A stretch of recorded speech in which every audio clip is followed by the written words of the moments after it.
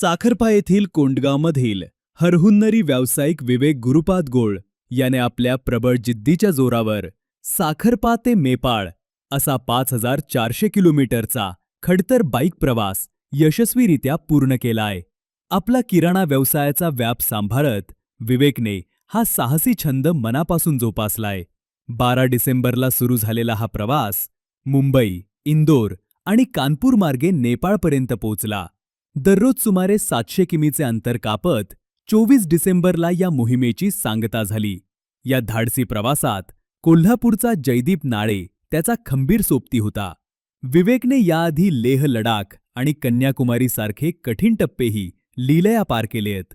Himalayan बाईकच्या साथीने हिमालयातील दुर्गम रस्ते ओलांडत त्याने हे यश संपादन केले. नवीन रायडर्सनी सुरक्षेचे नियम आणि हेल्मेटचा वापर करूनच असे धाडस करावे, असा मोलाचा संदेश त्याने दिला. कुटुंबाच्या पाठिंब्यामुळेच हे स्वप्न पूर्ण झाल्याचे तो सांगतो. त्याचे हे साहस सध्या साखरपासह संपूर्ण जिल्ह्यात कौतुकाचा विषय ठरले.